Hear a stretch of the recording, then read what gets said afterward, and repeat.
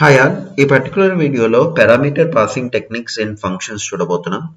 So there are two types of parameter passing techniques. First one was call by value, second one is call by reference. So అసలు parameter passing అంటే function కి values పంపించేదాన్ని parameter passing అంటారు. So దాంట్లో మనకి two types ఉన్నాయండి. So మనం ప్రీవియస్గా functions with parameters and functions with return వాల్యూస్లో మనం యాక్చువల్ పారామీటర్స్ని ఫార్మల్ పారామీటర్స్కి అంటే ఫంక్షన్ కాల్ నుంచి ఫంక్షన్ డెఫినేషన్కి వాల్యూస్ పంపించాం కదా. So that is itself is a call by value అండి. సో ఏం జరుగుతుందో ఒకసారి కాల్ బై వాల్యూ అనే టాపిక్లో మనం మాట్లాడుకుందాం. So the changes happening in formal parameters does not affect the actual parameters అని చెప్తున్నారు. సో దీని గురించి మనం థియరీ చెప్పుకోవడం కన్నా ఒక ప్రోగ్రామింగ్లో ఒక ప్రోగ్రామ్ ఎగ్జాంపుల్ తీసుకుని దాని గురించి ఎక్స్ప్లెయిన్ చేసుకోవడం better. So the things will get clearer in that way. So let's get started. దీనికి పర్టికులర్గా స్వాప్ అనే కోడ్ని నేను డెవ్సిపిపిలో రాసి ఉంచాను. సో దాన్ని ఎక్స్ప్లెయిన్ చేసుకుందాం. సో ఇక్కడ స్వాప్ అనేది యూజర్ డిఫైన్ ఫంక్షన్ అండి. అందులో ఆ ఫంక్షన్ నుంచి నాకు ఎలాంటి వాల్యూ అవసరం లేదు కాబట్టి నేను వాయిడ్ అని ఇచ్చాను. ఈ ఫంక్షన్ టూ పారామీటర్స్ తీసుకుంటుంది. ఆ టూ పారామీటర్స్ ఇంటీజర్ డేటా టైప్లో ఉన్నాయి. So this is a function declaration for swap. So తర్వాత థర్డ్ లైన్లో ఆ ఫంక్షన్కి ఇంప్లిమెంటేషన్ అయితే రాయడం జరిగింది. సో మీరు ఏదైతే హైలైట్ చేస్తున్నానో అదంతా కూడా ఇంప్లిమెంటేషన్ అండి. ఇంప్లిమెంటేషన్ ఉంటే దాన్ని ఫంక్షన్ డెఫినేషన్ అని అంటారని మనం ప్రీవియస్ వీడియోస్లో చెప్పుకున్నాం. ఇందులో ఏం చేస్తున్నాం, we are in swap function A memory address B memory address print చేస్తున్నాం. తర్వాత స్వాప్ అనేది చేస్తున్నాం. తర్వాత inside function call A value ఎలా మారింది బి వాల్యూ ఎలా మారింది అనేది నేను డిస్ప్లే చేస్తున్నాను. సో స్వాప్ ఫంక్షన్ గురించి ఒక ఐడియా అయితే మీకు వచ్చింది. బట్ ఎలా వర్క్ అవుతుంది అన్నది మనం ఇంకొద్దిసేపట్లోనే చూడబోతున్నాం. సో మన ప్రోగ్రామ్స్ అన్ని మెయిన్ ఫంక్షన్ నుంచి వర్క్ అవుతాయని మీ అందరికీ తెలిసిన విషయం. సో ఇక్కడ ఏ కమా బి అనేవి టూ లోకల్ వేరియబుల్స్. మెయిన్ ఈ లోకల్ వేరియబుల్స్ అనేవి మెయిన్లో స్టోర్ అయినాయి. సో ఏలో 10 బిలో 20 అనేది స్టోర్ అయింది. సో మనం ఎక్కడున్నామండి, వీఆర్ ఇన్ మెయిన్ ఫంక్షన్. అంటే మీకు ఒక క్లారిటీ ఇవ్వడం కోసం ఈ ప్రింట్ఎఫ్ స్టేట్మెంట్స్ అనేది రాశాను. So we are in main function అని ఒక మెసేజ్ అయితే ప్రింట్ అవుతుంది. తర్వాత ఏ యొక్క మెమరీ అడ్రస్ ప్రింట్ చేయండి. ఎందుకు ఇలా చేయమంటున్నాను అనేది మీకు కొద్దిసేపట్లోనే అర్థమవుతుందండి. ఎందుకంటే ఇక్కడున్న ఏ ఇక్కడున్న ఏ రెండు డిఫరెంట్ అండి. Even though they are same names. ఎందుకు డిఫరెంట్ అంటే ఈ ఫంక్షన్ ఈ పర్టికులర్ ఏ అనేది లోకల్ టు మెయిన్ ఫంక్షన్ అండి. ఈ పర్టికులర్ ఏ అనేది లోకల్ టు స్వాప్ ఫంక్షన్ అండి. అంటే ఈ ఏ అడ్రస్ డిఫరెంట్, ఈ ఏ అడ్రస్ డిఫరెంట్. మెయిన్లో ఉన్న ఏ అడ్రస్ డిఫరెంట్, స్వాప్లో ఉన్న ఏ అడ్రస్ డిఫరెంట్. ఓకే, సో దాన్ని మీకు ప్రూవ్ చేయడం కోసం 17th అండ్ 18th లైన్లో మనం మెయిన్ ఫంక్షన్లో ఉన్న ఏబి వాల్యూస్ యొక్క మెమరీ అడ్రస్ ప్రింట్ చేస్తున్నాం అండి. తర్వాత 19th లైన్లో బిఫోర్ స్వాప్ అంటే స్వాప్ ఫంక్షన్ కాల్ చేయకముందు 19th లైన్లో before swap A is equal to %d b is equal to %d a, bని మనం ప్రింట్అవుట్ చేస్తున్నాం.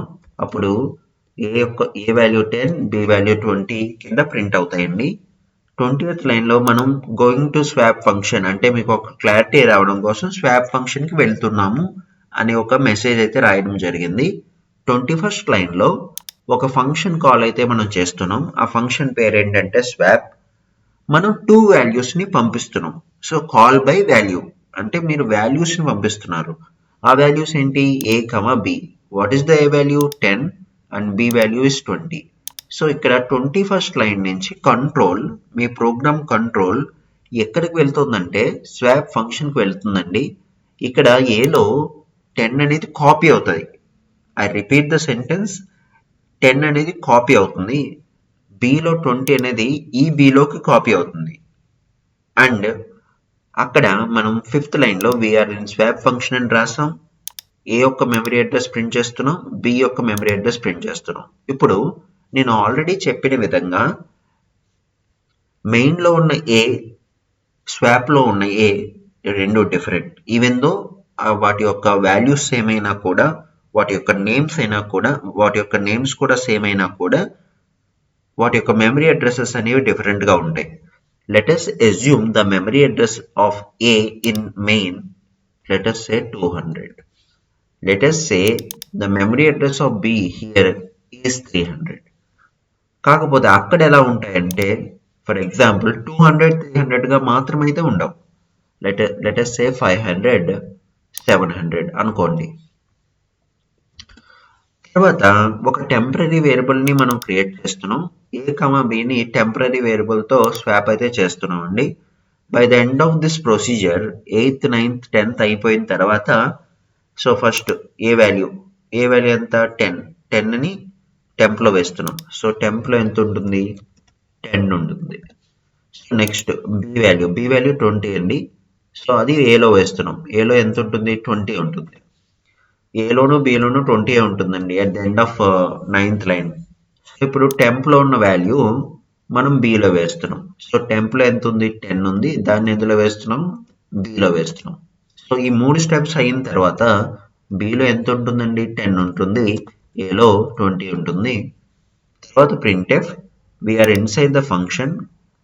ఆ ఫంక్షన్ పేరేంటి కాల్ బై వాల్యూ, ఆ ఫంక్షన్ పేరేంటి స్వాప్. కాల్ బై వాల్యూ ద్వారా మనం ప్రింట్ చేస్తున్నాం కాబట్టి కాల్ బై వాల్యూ అని రాయడం జరిగింది. So A is equal to %d, b is equal to %d, a, bని మనం ప్రింట్ చేస్తున్నాం. సో ఏ వాల్యూ వచ్చేసి 20, b వాల్యూ వచ్చేసి 10. సో ఈ లైన్లో మీకు ఏం ప్రింట్ అవుతాయండి 20 10 అని మీకు ప్రింట్ అవడం జరుగుతుంది. సో ఈ ఫంక్షన్ అయిపోయిన తర్వాత మెమరీ నుంచి ఈ ఫంక్షన్ డిలీట్ అయిపోతుందండి. అంటే మెమరీలో ఈ ఫంక్షన్ని డిలీట్ చేసేస్తుంది ఓఎస్.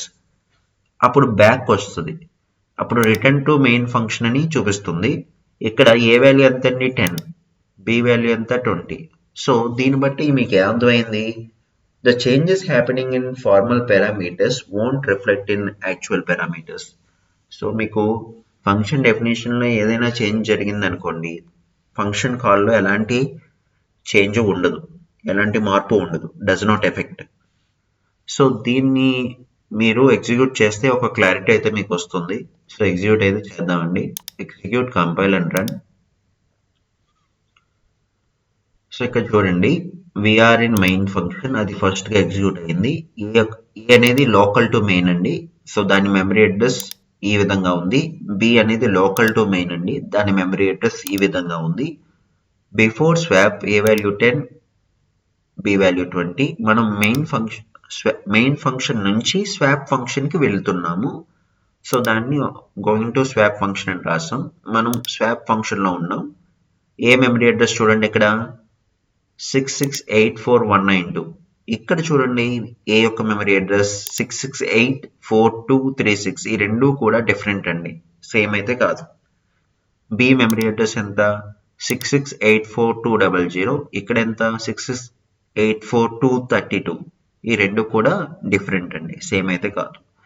తర్వాత వీఆర్ ఇన్సైడ్ ద ఫంక్షన్ స్వాప్లో ఉన్నాం. కాల్ బై వాల్యూ ద్వారా A is equal to 20, B is equal to 10. ఎందుకంటే స్వాప్ అనేది ఆ ఫంక్షన్లో జరిగింది, అది మెయిన్ ఫంక్షన్లో రిఫ్లెక్ట్ కాదు అని చెప్పుకున్నాం.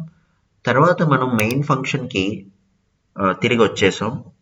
ఆ తర్వాత ఆఫ్టర్ స్వాప్ ఏ వాల్యూ 10, బి వాల్యూ 20. ఇక్కడ బిఫోర్ స్వాప్ కూడా ఏ వాల్యూ 10 ఉంది, ఏ వాల్యూ 10 ఉంది, బి వాల్యూ 20 ఉంది. ఆఫ్టర్ స్వాప్ కూడా ఏ వాల్యూ 10, బి వాల్యూ 20 ఉంది. సో దీన్ని బట్టి మీకు ఏమర్థమైంది the changes happening in formal parameters won't reflect in actual parameters. So అది అలా జరుగుతాయండి కాల్ బై వాల్యూలో. సో దీనికి కంప్లీట్ ఆపోజిట్గా కాల్ బై రెఫరెన్స్ అనేది వర్క్ అవుతుంది. అది ఎలాగో ఒకసారి చూద్దాం. ఒకసారి కాల్ బై వాల్యూలో మ్యాటర్ అయితే ఈ విధంగా ఉంది. Copy of value is send to the function. Changes made inside function do not affect the original variable. Okay. So next call by reference అండి. సో కాల్ బై రెఫరెన్స్లో the changes happening in formal parameters do affect the actual parameters. మీరు formal పారామీటర్స్లో ఏమైనా changes చేస్తే అది actual పారామీటర్స్లో కూడా reflect అవుతుందండి. So అది ఎలాగో ఒక ఎగ్జాంపుల్ ద్వారా మనం చూద్దాం. సో ఆ ఎగ్జాంపుల్ నేను ఆల్రెడీ డెవసిపిలో రాసి ఉంచాను. సో ఇక్కడ మీకు పాయింటర్స్ అనే కాన్సెప్ట్ వస్తుంది. సో మనం ఆల్రెడీ పాయింటర్స్ బేసిక్స్ ప్రీవియస్ వీడియోలో చూడడం జరిగింది. A pointer is a variable which stores the address of another variable. So ఇక్కడ స్వాప్ అనే ఫంక్షన్ వాయిడ్ కింద డిక్లేర్ చేస్తాం. దట్ మీన్స్ ఈ ఫంక్షన్ నుంచి మనకి ఎలాంటి వాల్యూ కూడా అవసరం లేదు, రిటర్న్ వాల్యూ అవసరం లేదు. లోపల 2 పారామీటర్స్ ఇస్తున్నాం. ఆ 2 పారామీటర్స్ కూడా ఎలా ఉన్నాయంటే ఇంటీజర్ పాయింటర్, లైక్ ఆ పాయింటర్ అనేది ఇంటీజర్ వాల్యూస్కి పాయింట్ అవుట్ చేస్తుంది, సెమీకోలన్. సో దీన్ని బట్టి ఏమర్థమైంది, ఇది ఫంక్షన్ డిక్లరేషన్. ఆ ఫంక్షన్ నేమ్ వచ్చేసి స్వాప్, దాని రిటర్న్ టైప్ వచ్చేసి వాయిడ్, అండ్ దాని యొక్క 2 పారామీటర్స్ కూడా ఇంటీజర్ పాయింటర్స్ అండి. ఎందుకంటే అడ్రస్ని స్టోర్ చేసుకునేవి పాయింటర్స్. నార్మల్ వేరియబుల్స్ అడ్రస్ని స్టోర్ చేసుకోలేవు, పాయింటర్స్ మాత్రమే అడ్రస్ని స్టోర్ చేసుకుంటాయి. పాయింటర్స్ని మనం స్టార్తో డినోట్ చేస్తామని ప్రీవియస్ వీడియోలో మనం ఎక్స్ప్లెయిన్ చేసుకున్నాం. So void swap int star A star B. ఇప్పుడు int temp is equal to star A star B, star A is equal to star B is equal to temp. So ఇది ఎలా work అవుతుందో will see in online డీబగ్గర్లో మీకు చూపిస్తాను. First of all మన main function నుంచి మనం explain చేసుకుందాం. మెయిన్ ఫంక్షన్లో ఎక్స్ వాల్యూ 10, వై వాల్యూ 20 అనేది ఇచ్చాం.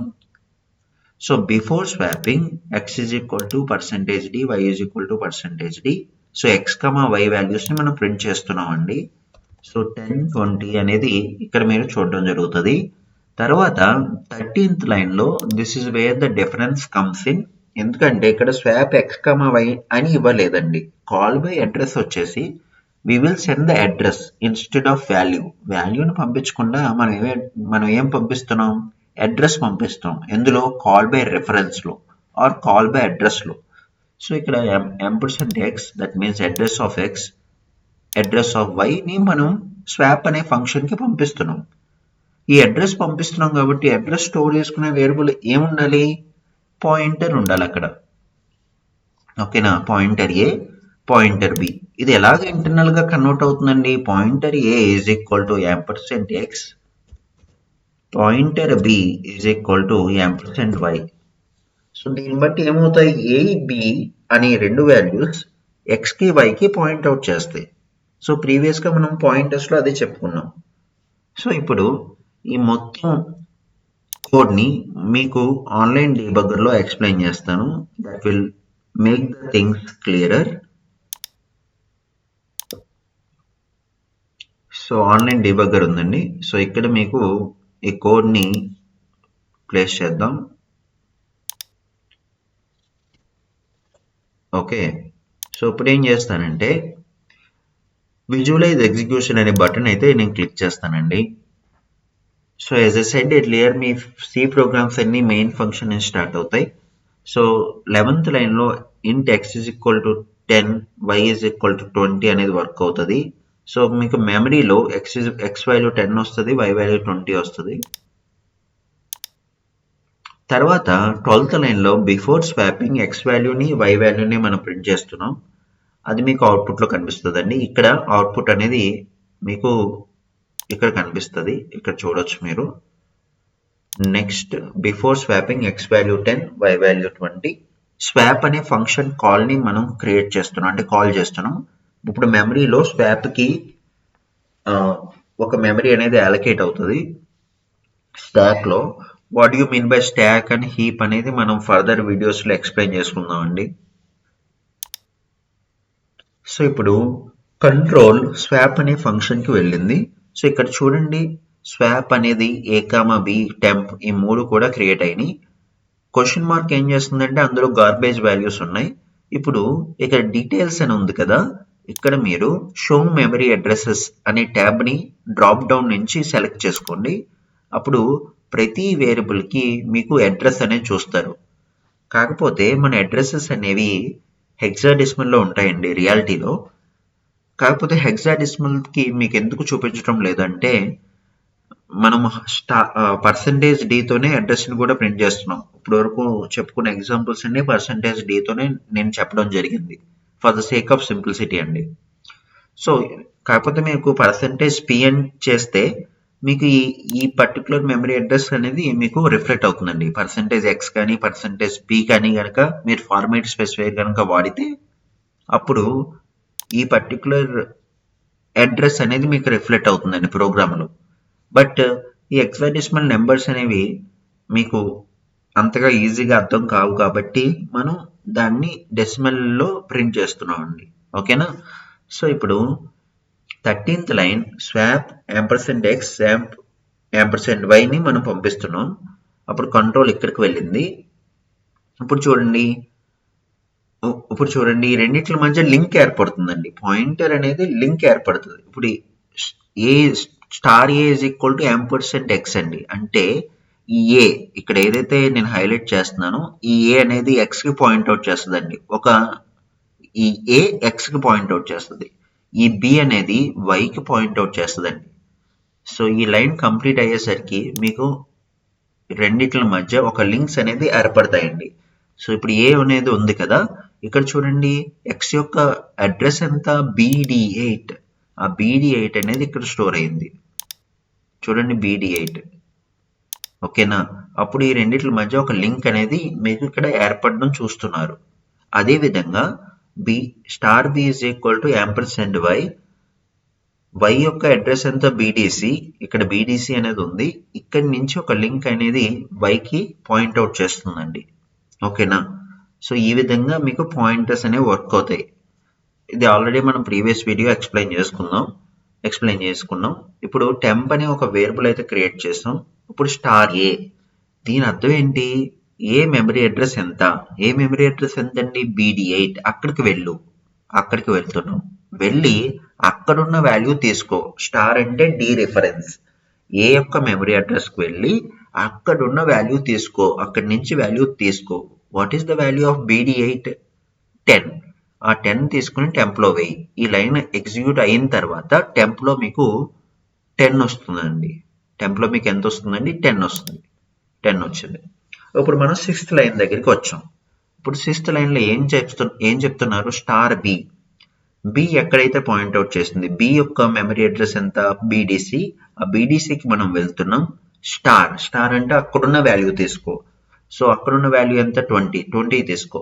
తీసుకుని ఎక్కడికి వేయాలి? స్టార్ ఏకి వేయాలని చెప్తున్నారు. What is the A value? A value is BD8. BD8కి వెళ్ళి అక్కడ 10 ఉంది కదా, అక్కడ తీసేసి 20 వేయి. సో ఇక్కడ ఏమొస్తుందండి? 20 వస్తుందండి. సో చూడండి అక్కడ 20 వచ్చింది. మనం 7th లైన్ దగ్గరికి వచ్చామండి. ఇప్పుడు టెంప్లో ఎంత ఉందండి? 10 ఉంది. అది తీసుకుని స్టార్ బిలోకి వేయండి. What is the star below ఉన్న అడ్రస్ ఎంత? BDC. అక్కడికి వెళ్ళి 20ని రీప్లేస్ చేసి 10 వేయి అని చెప్తున్నాం.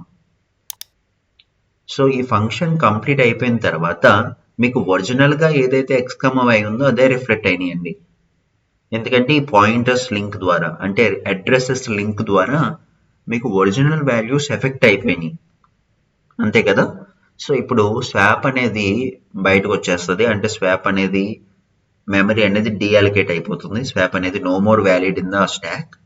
సో ఇప్పుడు నెక్స్ట్ కొట్టిన తర్వాత స్వాప్ అనేది మెమరీ నుంచి వెళ్ళిపోయింది. మనం బయటకు వచ్చాం. ఆఫ్టర్ స్వాపింగ్ x వాల్యూ ఎంత? 20, y వాల్యూ 10.